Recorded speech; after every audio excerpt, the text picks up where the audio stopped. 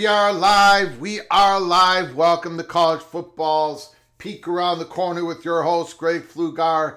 We cover everything in college football because we love everything in college football. And if you do as well, please subscribe to our channel. Smash the like button if you like our content. Share the video with your family and your friends.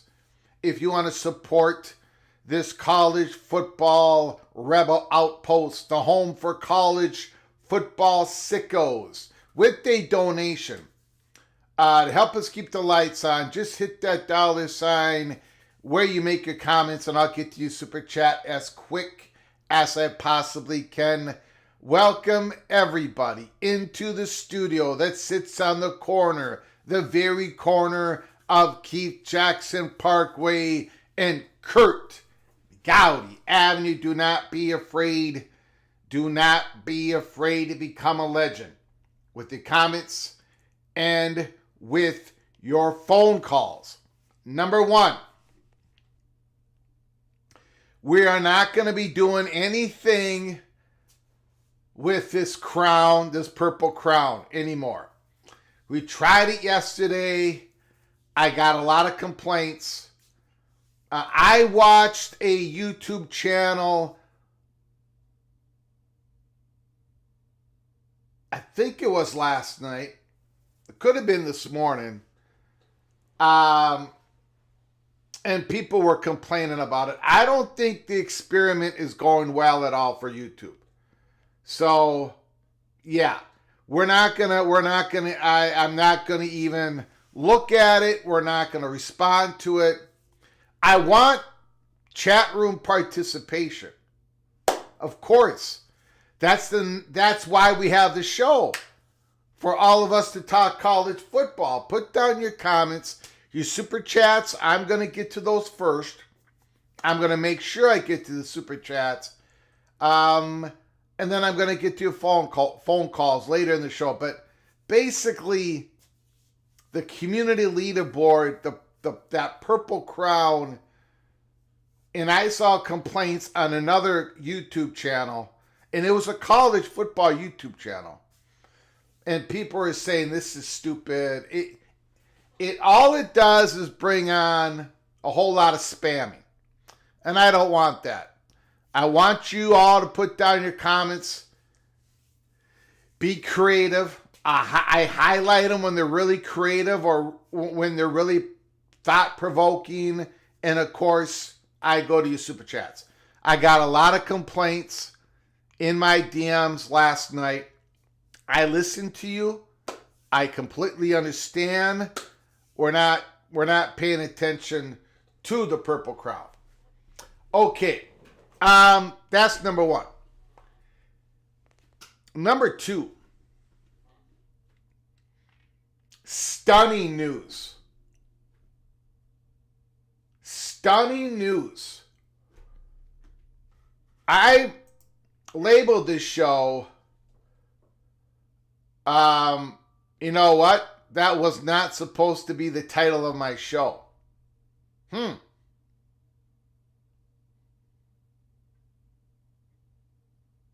It don't matter. It don't matter. I was working on a couple different screens, and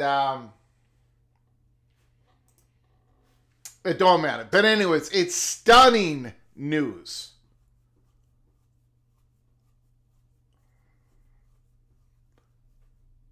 TNT is going to be covering the one college football playoff game, semifinal game in 2026, 2027, and 2028. It is stunning to see. It is stunning to witness. To be a witness of ESPN selling this much of their playoff content, especially their semifinal game. One of the two semifinal games for 26, 27, and 28 TNT broadcasting.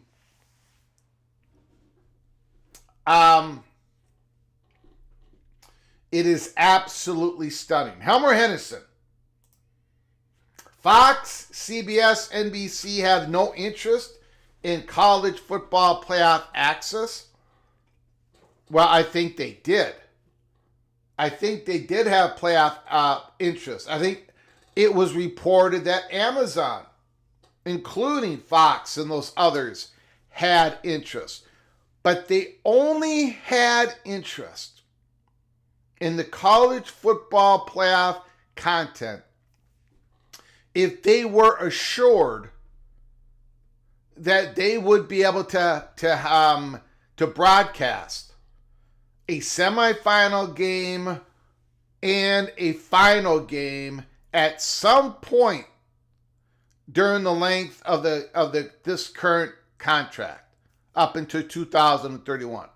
So Amazon, NBC, CBS, they had to be assured that they were going to be able to purchase the distribution rights of at least one semifinal game in a championship game. The problem with that is that ESPN already owned the rights to the New Year's 6 bowl games. They already owned the right to the quarterfinal games, the semifinal games.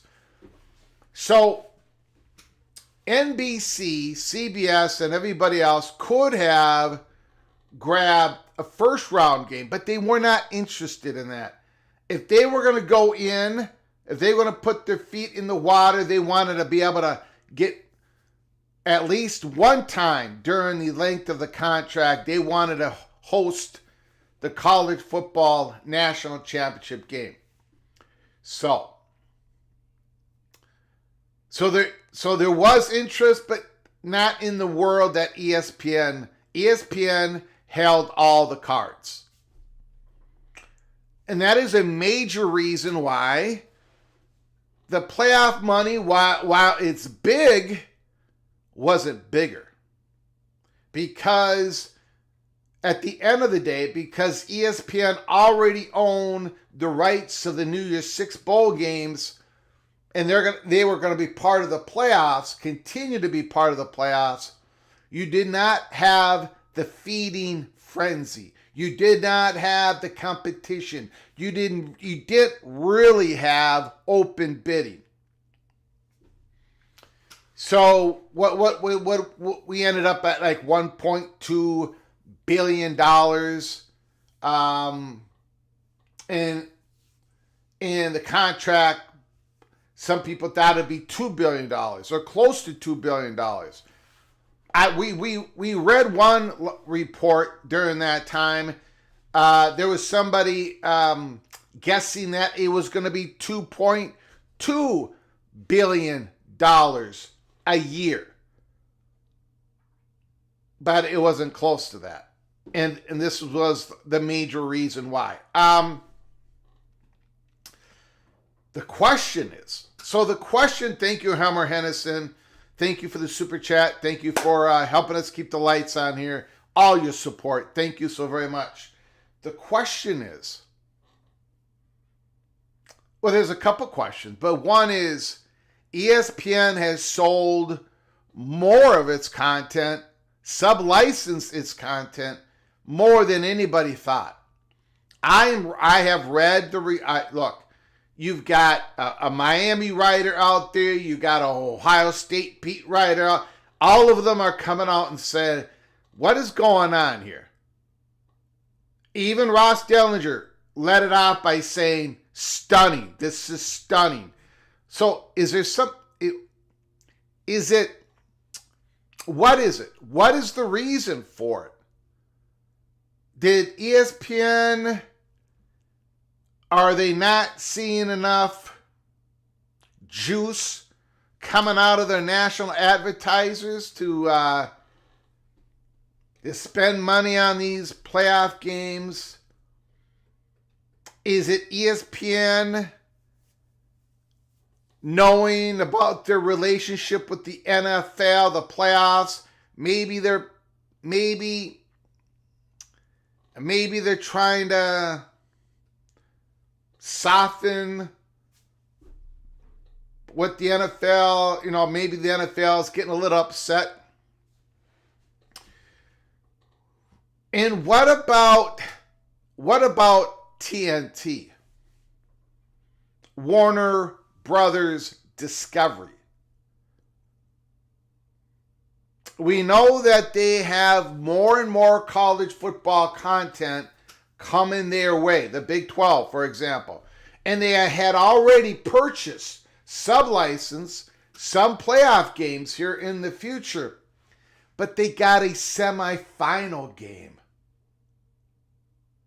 They got a semifinal playoff game in 26, in 27, in 28. So when you're watching the Golden Goat, when you're watching Georgia versus Michigan in 2027 in the semifinal, you're going to have to click. You're probably going to, one of the two games you're going to have to click on to TNT or Max streaming. They'll probably have it on both. I'm guessing. Just a guess. Now, what is going on? Is this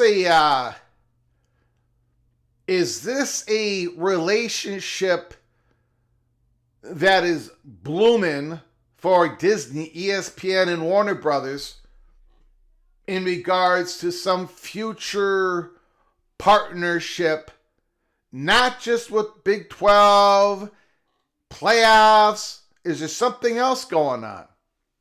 Is there something else going on?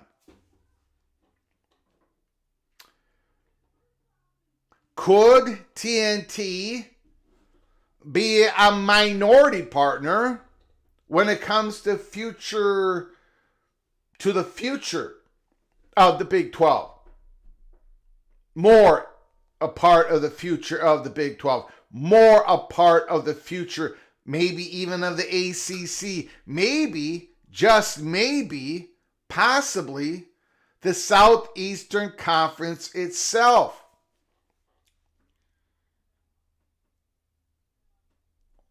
I have a hard time. I really have a hard time believing when the SEC expands again, that they're not going to include another media partner. And maybe TNT is going to be that media partner. Maybe ESPN is massaging the college football audience to get over on TNT, to recognize TNT as a distributor of college football content.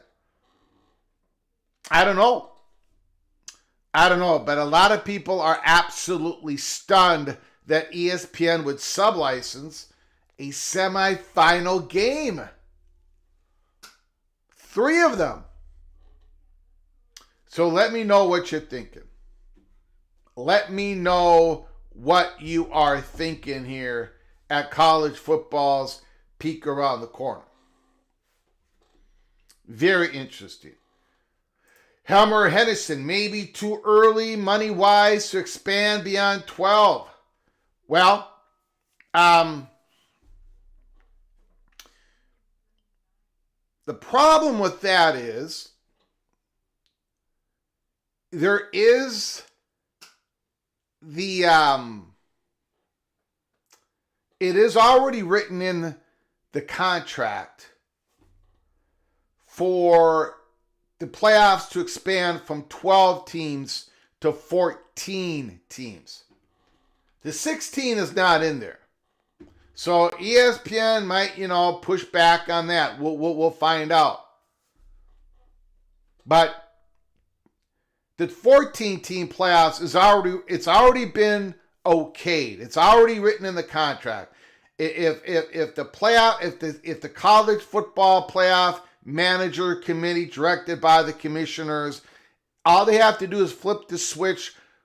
We're going to go to 14 in 2026. ESPN has to honor that. It's going from 11 games to 13 games. But it is not written in to go to 16, which everybody thinks we're heading to. But getting back to your question, I mean, if college football doesn't annihilate itself, if we don't get hit by a meteorite, if we don't go into World War III, come 2031, 2030, we are going to have, hopefully, a feeding frenzy for the next iteration of the college football playoffs that we did not get this time. And by the way, we don't even know for sure if the New Year's Six bowl games are going to be tied in to the quarterfinals and the semifinals going forward. that, as I've understand it, that has not had a resolution to it yet. We've got SEC. We've talked so much about what SEC coaches said coming out of the SEC spring meetings in Destin, Florida. We overlook what a couple of them said, saying we would want to have home campus games not only for one round, for 2 rounds. Like they want home campus game. They want home games on campus in the quarterfinals. Some of those coaches said. I don't know which way it's going to go. I think people in college football, the leadership, are pretty happy with these big bowl games, putting on the quarterfinals and the semifinals. But I also have to say, from a Big Ten point of view, they want a quarterfinal game. They want a New Year's Six bowl game in the Midwest, and there isn't one. They think they're at a disadvantage with that. So, again, so many things going on here at Peek Around the Corner. Okay, so we're going to talk about that. Primarily, I want to hear what you guys got to say about it. We're going to go through the small little bit of reporting that we have received on that. First of all, we're going to do the all Big Ten offense per Athlon Sports. We are going to do that first. We're going to talk some football. We've done over the last week, we've done the all ACC offense, the all Big 12 offense, the all ACC defensive team, the all Big 12 defensive team. And today we're going to do the all Big 10 offensive team per Athlon Sports. Put down your comments. Give me a phone call. Let me know how wrong Athlon Sports got it. And I'm going to give you my opinion as well. Jacobra Cat. ESPN messages feels like broken glass, lacerating my haunches with an overpriced, unhappy ending. Wow. I don't know if I can even comment on that. Jacobra Cat, thank you for the super chat. I appreciate your generosity. Thank you so very much. Thank you so very much. This is going to be a short show. Haunches. Double cheeseburger.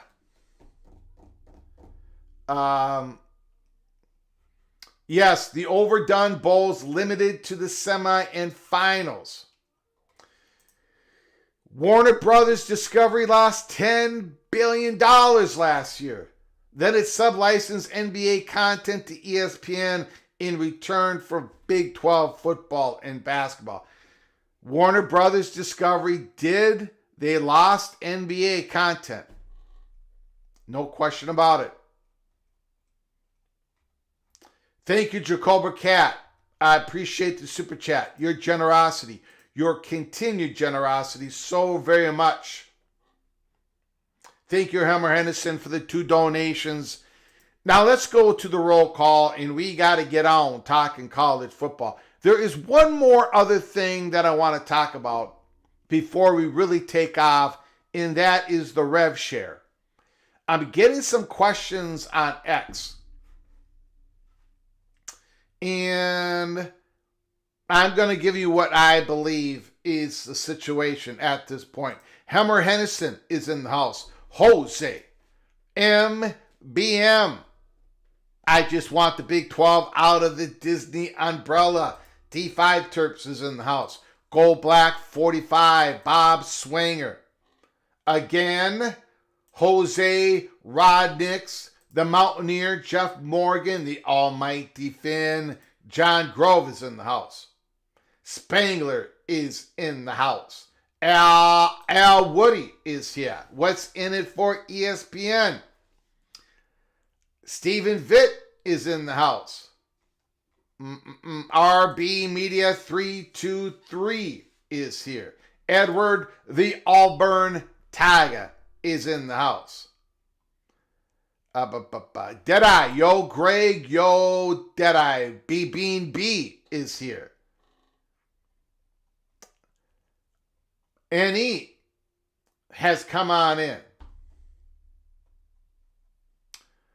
Mick Stevens, go Frogs, go Frogs, go Frogs. Lonnie is in the house. Rod Nix, the architect. Of course, the Bulldog, Don Scruggs. Nittany 89, second on campus home. Randy Taylor is here. Carlton Hurdle is here. Okay, let's get to it. The Big Gun Shop. Thanks. I appreciate all you joining us here on a Friday afternoon. It's been a long week, but an exciting week in college football. We're not even paying attention to those crowns anymore, Stormy Cyclone. We had too many complaints last night in my DMs. We had a lot of complaints. I saw a lot of complaints on a live show earlier today or last night. I don't remember. They had those crowns and people were complaining of spamming. So we're just not gonna pay attention. I think that experiment is going south at YouTube, but we'll see. But it is important to like and subscribe. Don Scruggs nails it on the head again. The Bulldog. Okay. First of all, rev share. People are asking about rev share. Like, will the athletic departments that have more resources, will they still have the advantage of those resources when everybody's paying the rev share and the NIL has been probably going to be tightened up at least a little bit by the Deloitte Clearinghouse? And first of all, at least right now, the rev share number that every program is going to be doing for their student athletes, and it sounds like the cap on the rev share during this year, the first calendar year, from July 1st to June 30th of next year, it sounds like it's going to be $20.5 million or somewhere close to that.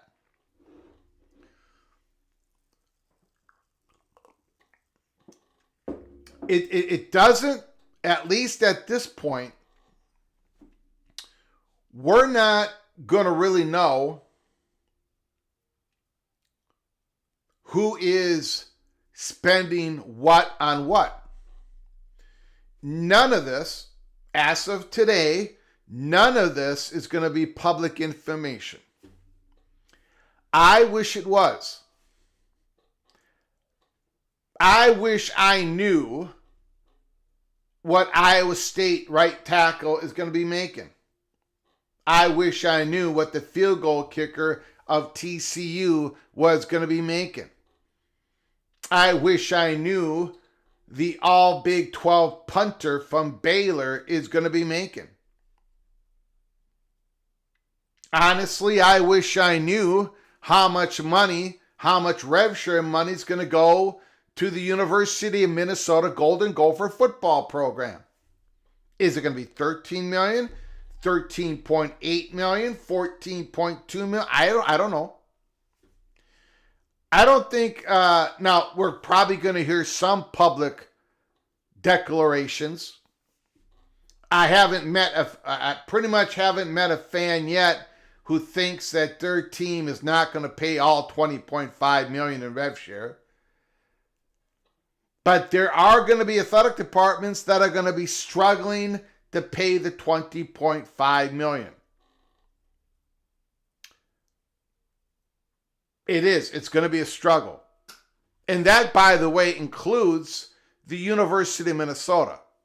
Just so people don't think I'm pounding on other schools. It's the reality. That is why everyone is looking for a little bit more money out of possibly scheduling agreements, playing games, or increasing your value to your media partner by playing on that Wednesday before Thanksgiving, which I think is going to happen next year. Everyone's looking forward to that new playoff money, that distribution money, because we're all going to be making more money, except for Notre Dame. But everybody else, it's going to be per team, and we were all averaging about $6 million per year, and now it's going to go up to 14 or 21 or 23, depending on what conference you're in. But this rev share is a battle. It is.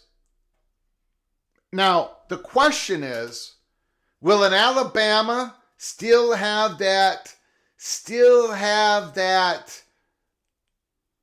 overall advantage over, let's say, a Cincinnati Bearcat football team? Will Alabama still have that resource advantage over Cincinnati? Yeah, they will. But it won't be. But again, some of that has been nullified, because Alabama can only go to 20.5. Cincinnati might be able to go to 20.5. Then you got the NIL deals. And again, none of us know how tight the Deloitte Clearinghouse is going to be able to tighten the screws. What are they going to approve? What are they going to deny? Is the Congress going to codify these rules? Or is Deloitte going down within the next 3 months? I don't know. But Alabama, this $20.5 million is based upon an average revenue created by these athletic departments using 3 or 4 different metrics. The money you get from donations cannot be involved. It's not part of the tabulations. There are certain revenue streams going into these athletic departments that is not part of the overall calculation on what the rev share cap should be. All that was determined by the House NCAA settlement. And I don't quite remember. It's media money, it's ticket sales, but I don't know overall. So my point is this. There's still that Alabama advantage. There's still that Georgia advantage. There still is that Buckeye, Nittany Lion, Wolverine advantage. It may not be as much right now as it was. But their ability to meet the rev cap, because that rev cap number is going to keep going upwards. And it's going to keep going upwards because of the increased money that the Big Ten and SEC athletic departments are receiving.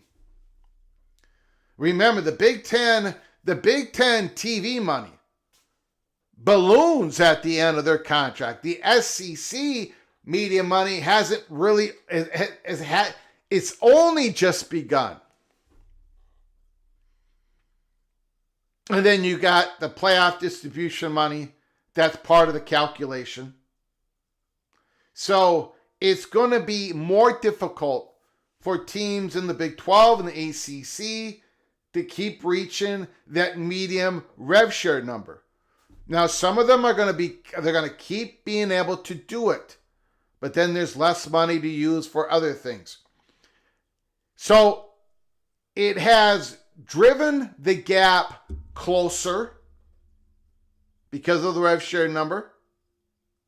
Everyone can spend money on their players. So the gap has sort of closed in some ways. But I want to warn everybody, and I've done this before. I got a feeling that everybody in the chat room, everybody that I talk to, believes their athletic department without a shadow of a doubt, is going to meet the 20.5 million rev share this year, the 21.5 next year, when it goes up to 25. And I'm telling you, there are going to be some departments in the A4 that are not going to be able to do it, but we might not find out about it. That's another thing.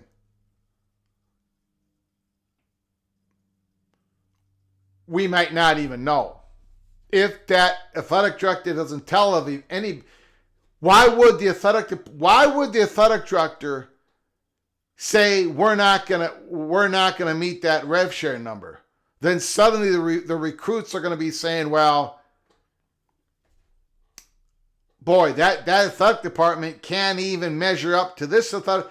Why would I want to be around players? I want to be around a football program that we're getting paid top dollar, but not every athletic department is going to reach that 20.5 million. And going forward, it's going to be more and more difficult for some players, for some programs. Okay, I just want to talk about that for a moment, clear that up. Let's get on with our program. Oregon, Ohio State, and Michigan all have green quarterbacks. Well, Gophers year, but the Gophers have a green quarterback. Drake Lindsay he only played against Rhode Island. I think it was one series. He looked really good, but it was against Rhode Island.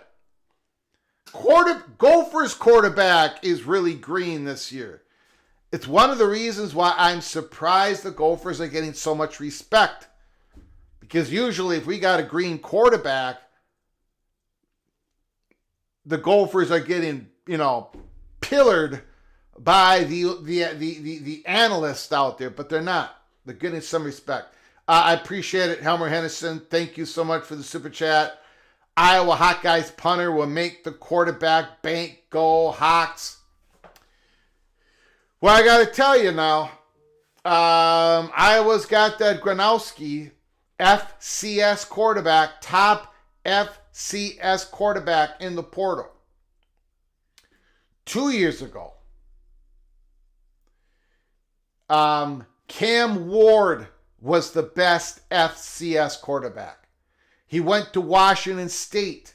He was in the portal, Washington State. Right? He was great. Then he went to Miami and he won the Heisman. So a couple of years ago, Cam Ward was the number 1 rated FCS quarterback in the portal. I doubted him. A lot of people doubted him. And then last year, Max Brosmere was the top rated FCS quarterback in the nation. A lot of you doubted him.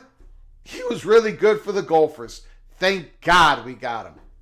If we wouldn't, he was a lifesaver. And now he's going to be a quarterback on the Vikings, probably third string quarterback. And so now Iowa got the best FCS quarterback. So before anybody doubts Iowa's quarterback, Gronowski, and he was the best FCS quarterback, South Dakota State Jackrabbits, an incredible career. Be careful. Be careful about doubting Iowa and their starting quarterback. Thank you so much, Jacob Burkett. I appreciate the generosity. Larry Andrew, my goodness, Mr. Mountaineer. A gifted membership to Andrew Watt. Mr. Watt, when you get an opportunity, please say thank you to Larry for his incredible generosity. Larry, Andrew, both of you are knighted. If I can get my mouse to work, both of you are knighted, cloak, and dagger. Thank you so very much, Larry. Andrew, you can go to our library of episodes and you can watch all of them, including members only, Cloak and Dagger, Peek Around the Corner episodes from members only. Congratulations, Andrew Watt. Thank you so much, Larry. I'm very humbled about your donation. Thank you. Very kind, sir. Thank you so much. Okay. Small hands. I don't know what you're talking about. I don't know what you're talking about. He did not win the Heisman. That's true. My bad. My bad. He did not win the Heisman.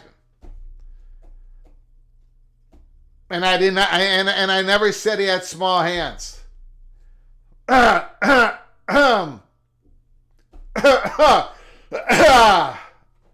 Okay. Let's get to it. We got a lot to cover today. We've got a lot to cover. I just want to make sure. Okay.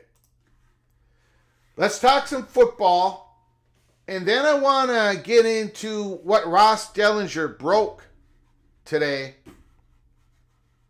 about ESPN. Stunning news. Stunning. And that is the word Ross Dellinger used.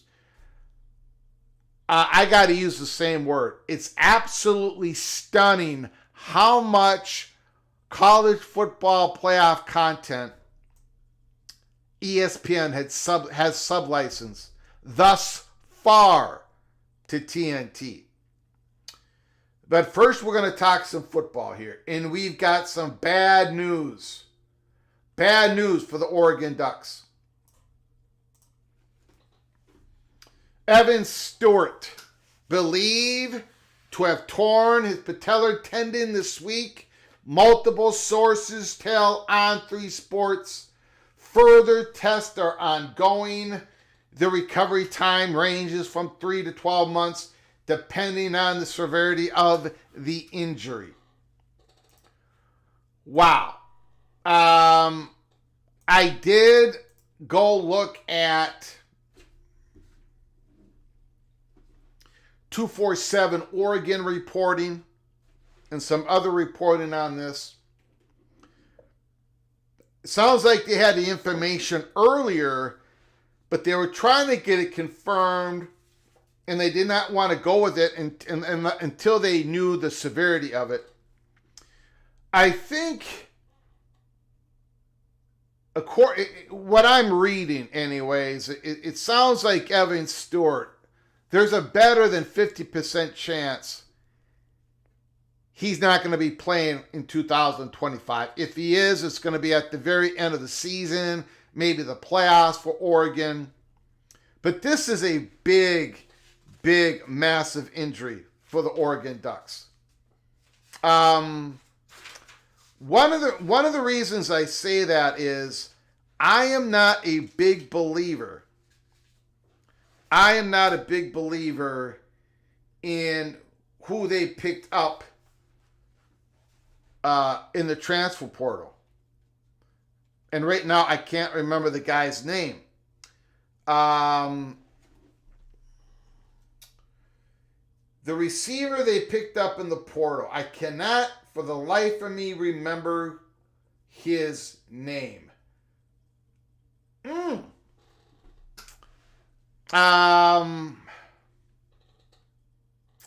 If somebody can help me with a major Oregon transfer wide receiver. Anyways, I'll get to that later. I got the magazine right here. I'll take a look at it later. But, boy, I cannot remember who it is.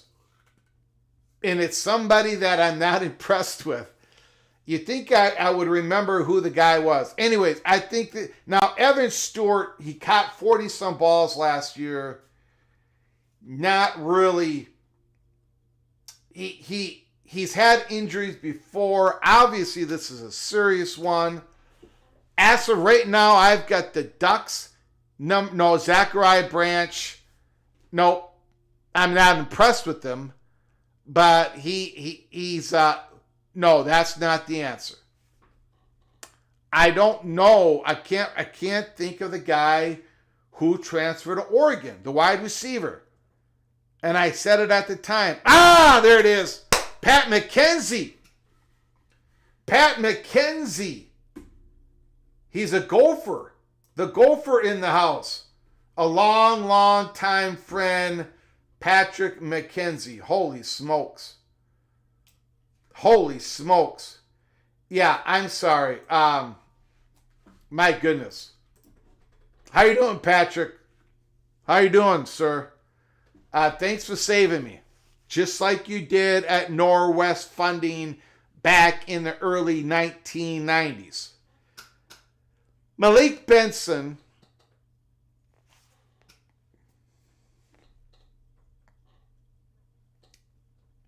I don't wanna be too rough on the kid, but he's not that good. He's not that good. He was a big, and it wasn't just because Florida State had DJ Ungale. I got to tell you something here. You got Dante Moore, a freshman, not a freshman, but he's not a guy who's faced a lot of live bullets.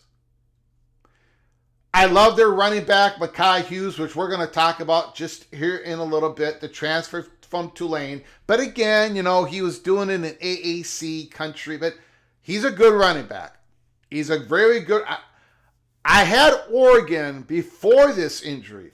I had Oregon getting into the playoffs as an 11th seed, if you all remember that, if I can find that. I was not prepared to show you that.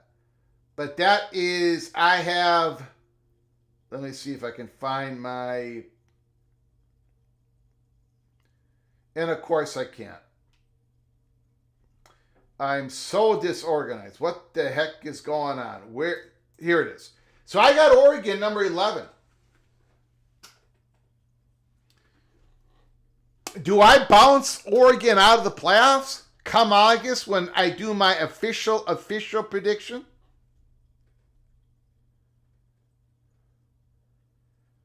So, I don't know. This is big news, and hopefully for the young man, it is a minor setback for a major comeback in 2026. We also got some news. Matt Fortuna, Stanford football alumni have formed a coalition. Stanford football alumni united to restore the program to glory. McCaffrey, Lynch, Sherman, Gaffney, Beard, Bergeron, Evans, McFall, McNally. A lot of rich alumni, a lot of rich dudes. Stanford, they want to bring Stanford back to glory. With Mr. Luck as basically the CEO of Stanford Athletics, Andrew Luck. Anyway, so we'll keep an eye on that. We will keep an eye on that. Now let's get to all Big Ten offense per Athlon Sports. We start with the quarterback. We're going to talk some football before we get back into TNT and ESPN. Drew Allen, quarterback, Penn State. He's got all the measurables. He's got the tape. He's missing the intangibles. He is emotionally unstable. I've talked about this before. I'm sure Pat McKenzie remembers this. The Gophers had Penn State down last year. Penn State came back and won 26-25. Franklin sat Drew Allen down at the bench and calmed him down. Drew Allen's got to be able to mature. He's got to be able to mature. And again, in the playoffs, basically at the end of this, he could not complete a pass, a forward pass against the Notre Dame Fighting Irish. Now, Notre Dame they had a great defense. Leonard Moore, an incredible true freshman secondary. He's coming back this year. He is your first team All-American. They had Xavier Watts. That's the big old safety back there. They had a great, but Drew Aller could not complete a forward pass. So, Drew Aller, this is your time. This is the Nittany Lions' time to win the Big Ten and go win yourself a national championship. This is the year. Earlier in the chat, people said, Helmer Hennessy said, Michigan's quarterback is green, Ohio State quarterback is green, Oregon's quarterback is green. This is the Gophers' year. Well, Golden Gophers quarterback is green. Penn State quarterback is not green. It's time for him to step up. To step up. He's got a lot of help around him. All Big Ten first team offense per Athlon Sports. Nicholas Singleton, he elected to come back this year to finish the job.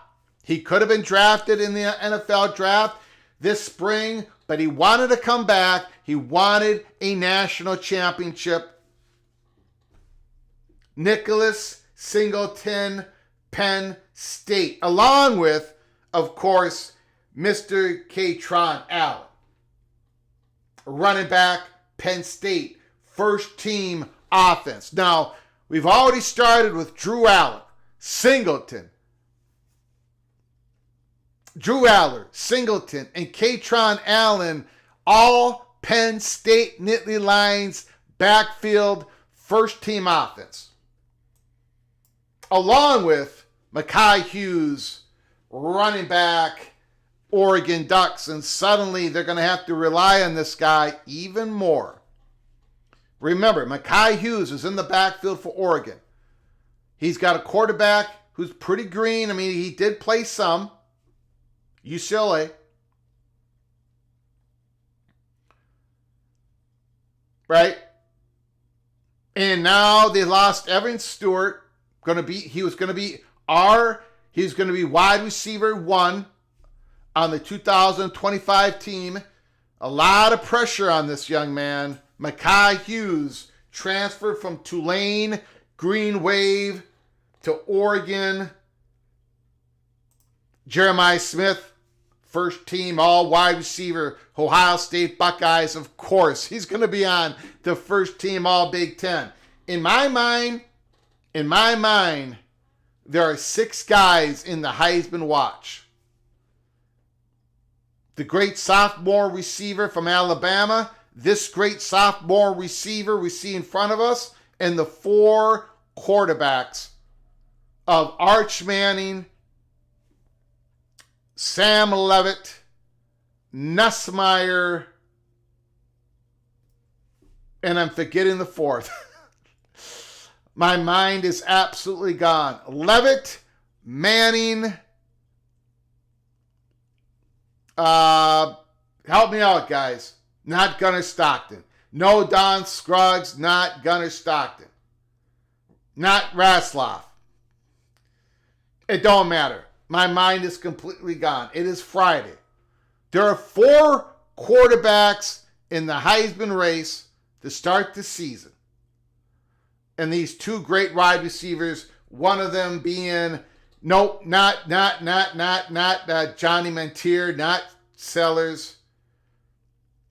Okay, it's Leavitt. We're going to figure this out. Sam Leavitt, Arch Manning. Now I can only remember 2. Cade Klubnik. Klubnik, Manning, Leavitt, and blah, blah, blah. Those are your 4 quarterbacks. Okay. This man, Elijah Sarratt, Indiana Hoosiers. A couple years ago, he was a great wide receiver for James Madison. Comes in the portal along with Coach Signetti, goes to Indiana, and he lighted it up.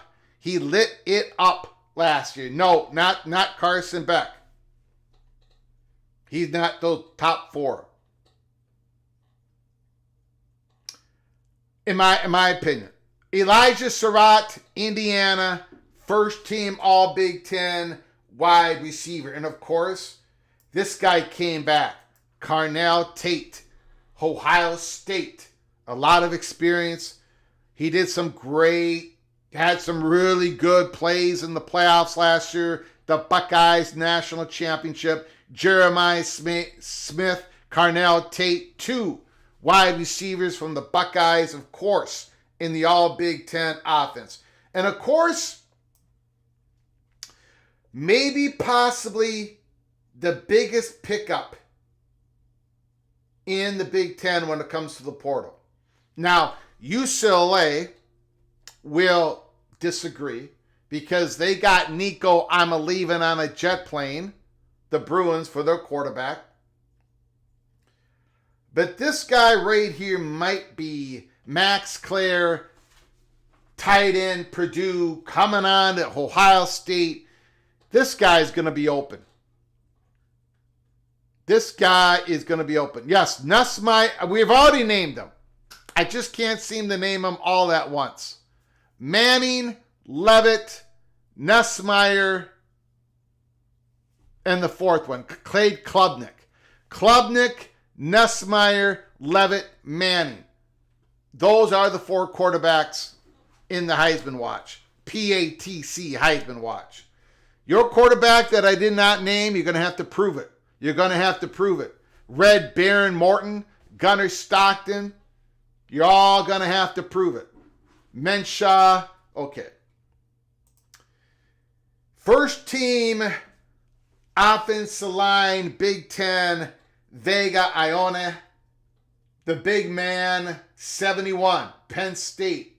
Monster. Huge. You go on to Illinois, Fighting Illini, Brett Bielema. He's building that Fighting Illini offensive line once again. J.C. Davis, Illinois. I don't want to even say this guy's name for a couple of reasons. One, he's an evil Badger. Second, he's from Minnesota. Riley Malman, Wisconsin Badgers, offensive lineman, first team All Big Ten. And then we go to Jennings Dunker, Iowa, big old 67. He used to be number 60. I remember that. Switched his number, 67.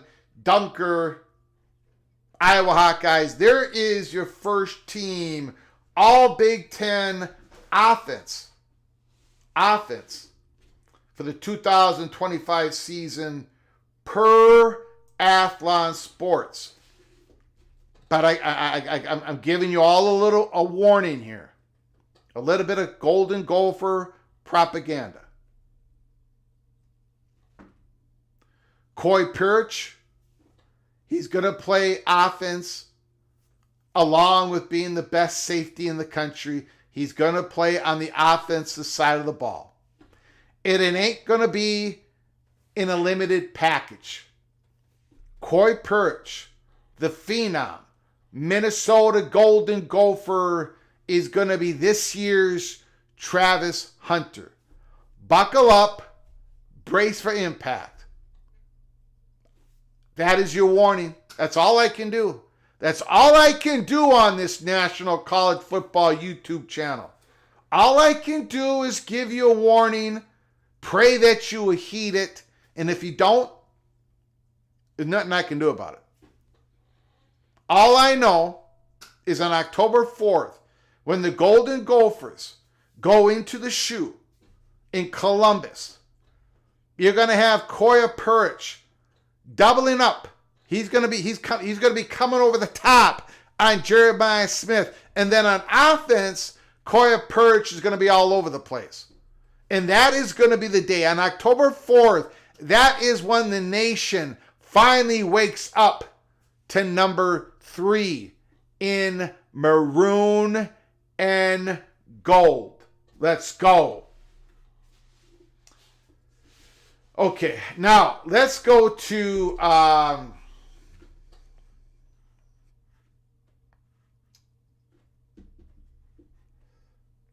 We'll see about that. We'll see about that. Okay. Let's go to more news that we got today. The big news. Ross Dellinger. In a somewhat stunning move. I think it's completely stunning. In somewhat stunning move, ESPN is finalizing an agreement to extend its sub-license package with TNT Sports to include the CFP semifinal round, sources tell Yahoo Sports.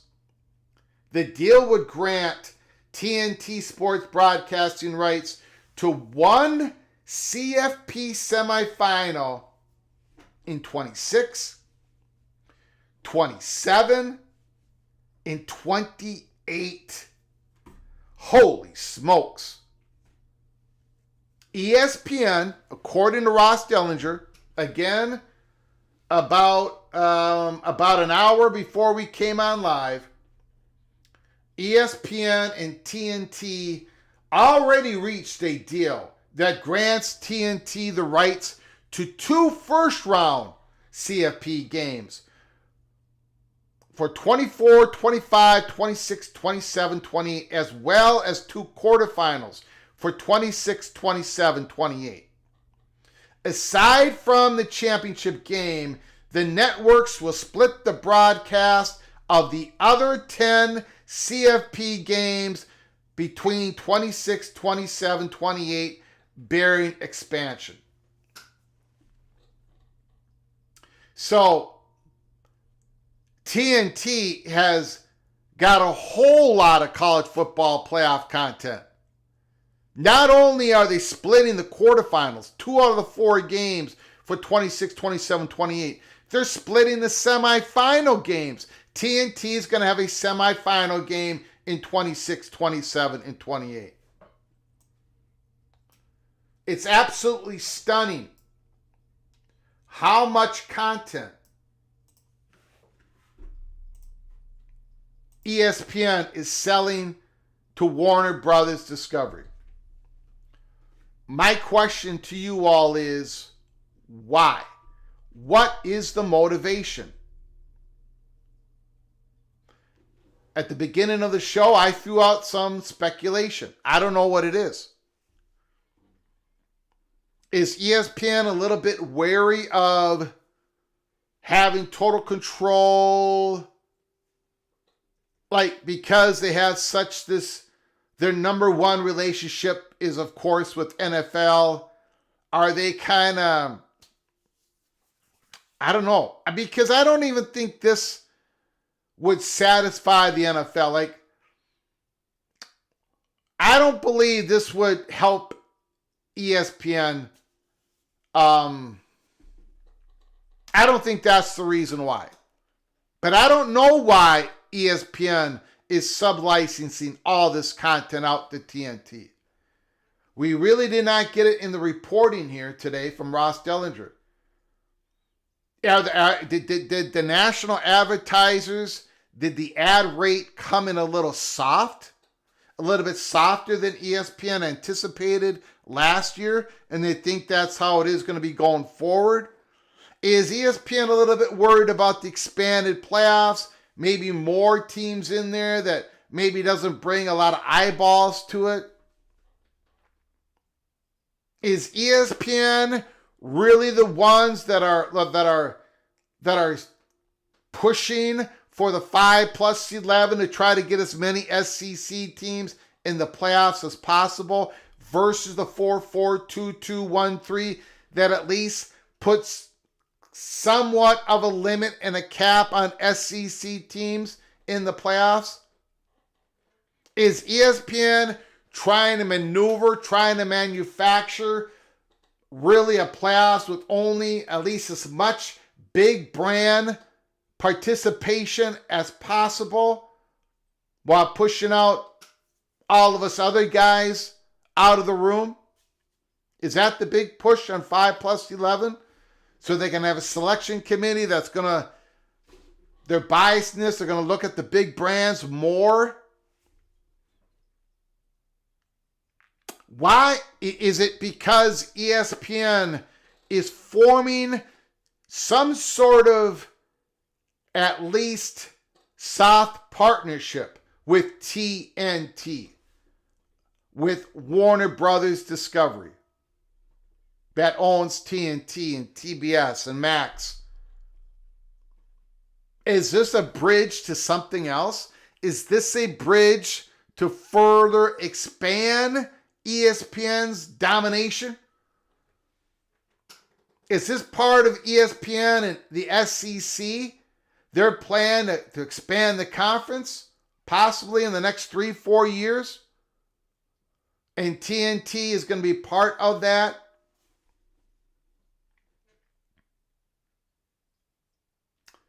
And if there was that partnership, if TNT came on aboard, again, this is a speculation on my part, but TNT would be sort of the platform that would get the SEC conference games that might not have the biggest brands in the conference plan.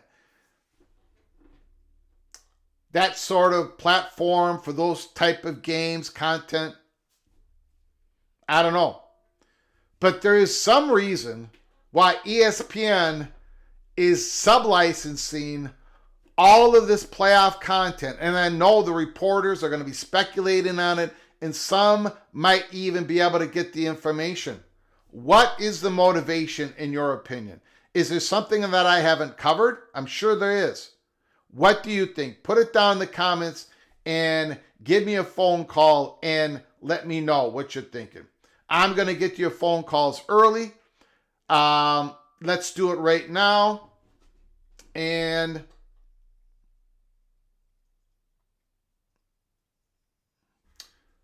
let's see what we got. Phone lines worked yesterday.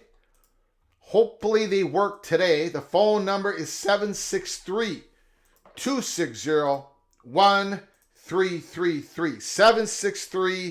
763-260-1333. Let me know what you're thinking.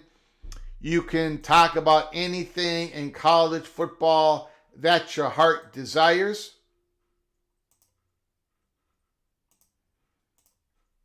Let me see if I've missed anything here.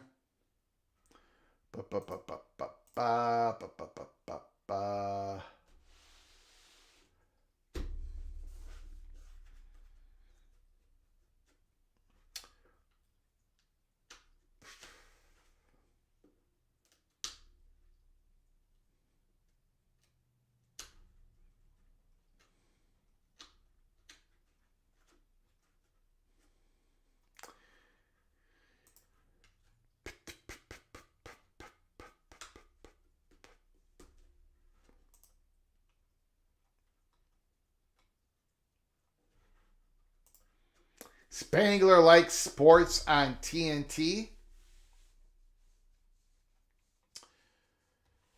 RB Media says TNT coverage sucks.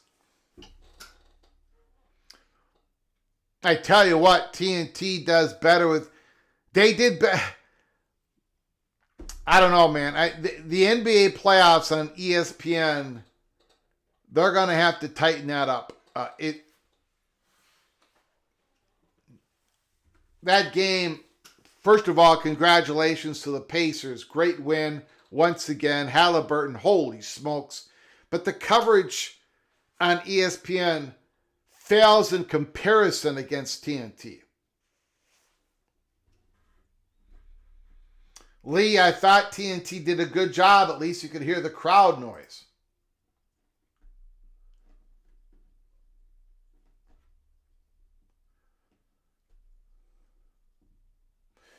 Why would North Carolina be pushing smash capital plan if teams were going to leave the ACC? First of all, I think a lot of programs in the ACC are doing their due diligence on more than one option. That is the best way to answer that. They're not just looking at one thing. They're looking at multiple things.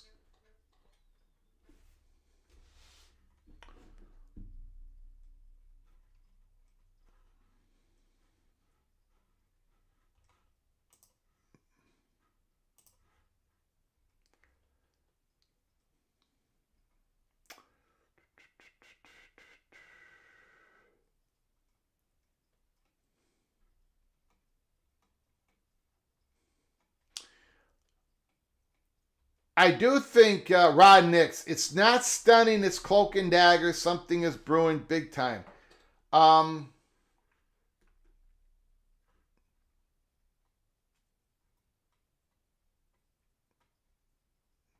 Morris Simmons is talking about the Big Ten would bring in schools a year or two before the contract is up. That's he believes. I would say a lot of people are on pins and needles in regards to the Big Ten with those 4 equity firms, private equity firms. It sounds like the Big Ten is well on their way to making a decision. They've been working on this for months. And it always comes to a time in which, you get as much information as possible. You all talk about it, and then you make a decision. No at this time, yes at this time. I don't think the Big 12 is a definite no on private equity, private capital.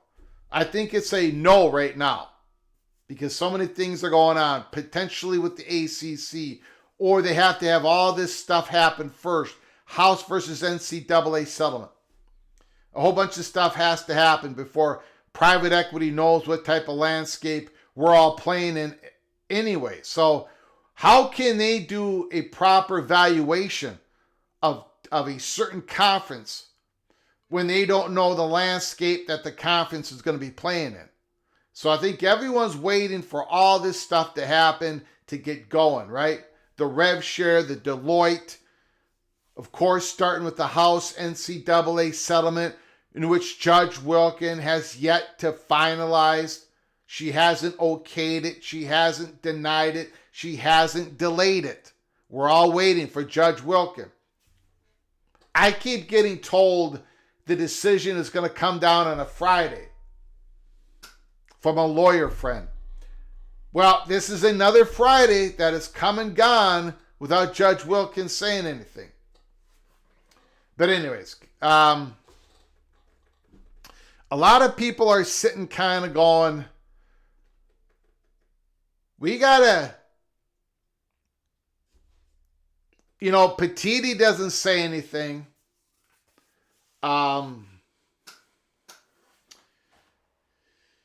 So we're all kind of waiting to see when the Big Ten makes its decision. And if it's a no or no at this time, okay,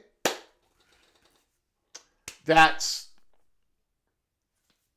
no harm done. Looking at it, taking a look at it.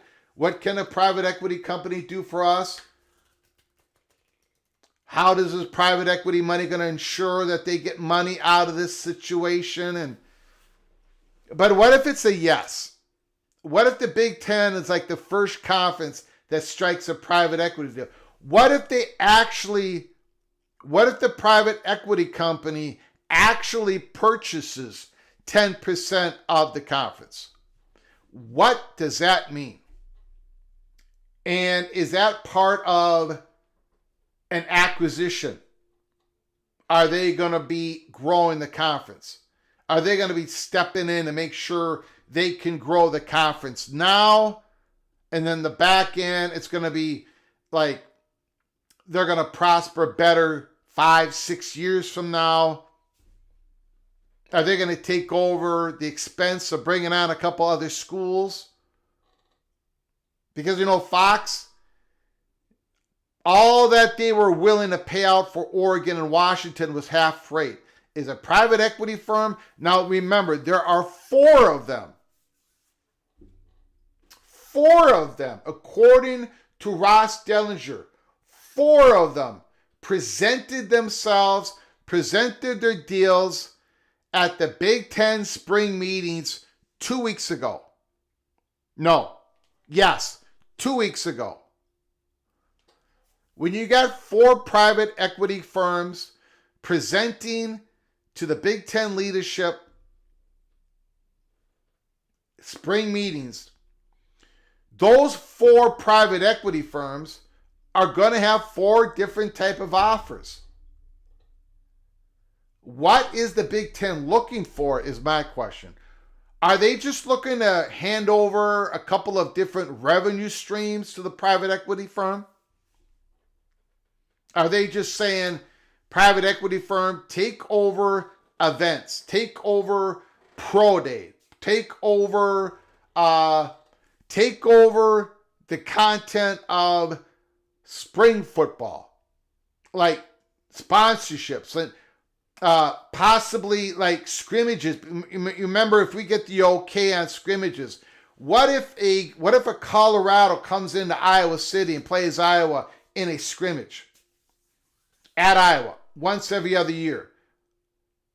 And who can a private equity firm do something with that? Get a sponsorship. Call it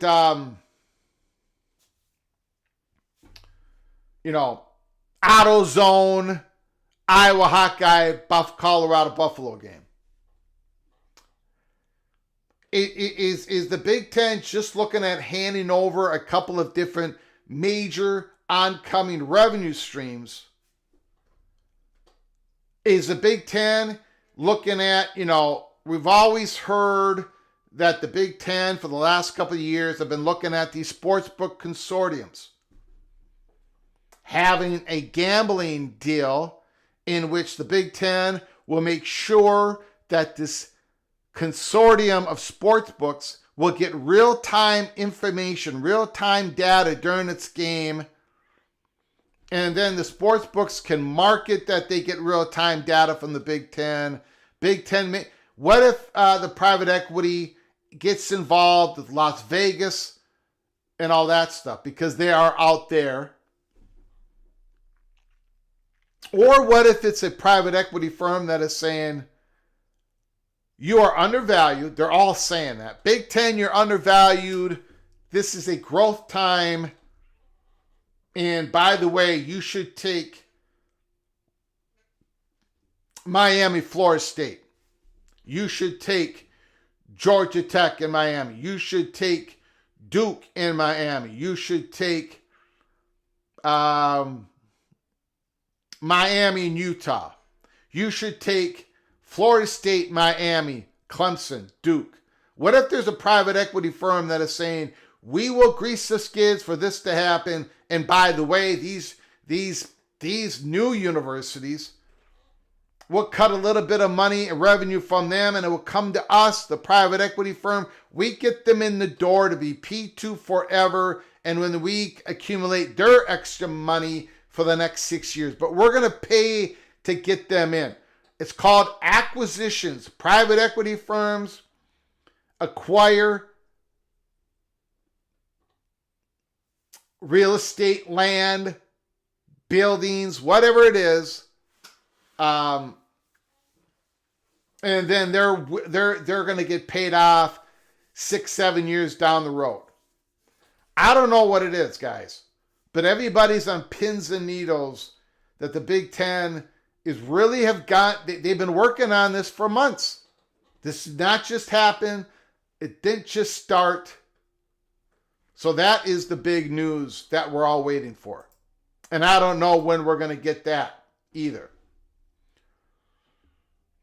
Big 12 backed out of it for now. You can't sell a public institution. Okay, I'm glad you said that, Big Gun Shop. I'm glad you said it. There is this thing called the Big Ten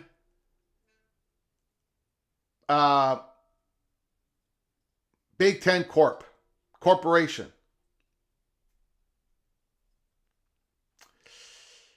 I think people are going to learn once one of these deals happen between a conference and a private equity firm, people are going to learn that doing it as a conference, a corporation as a conference, is going to mitigate the sense that these public universities are selling a part of themselves. That is the difference. That is why it's so much easier to do this at a conference level or at a Super League level.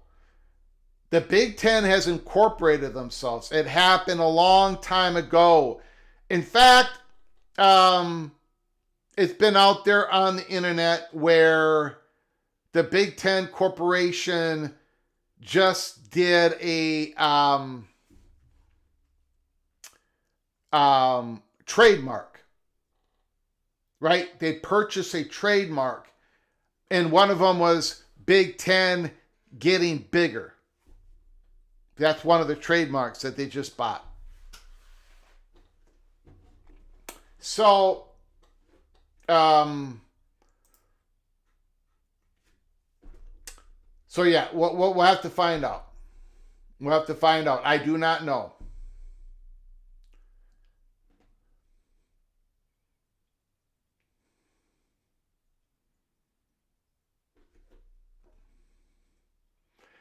Okay, I think we're going to wrap it up. We've been on the air for an hour and 20 minutes.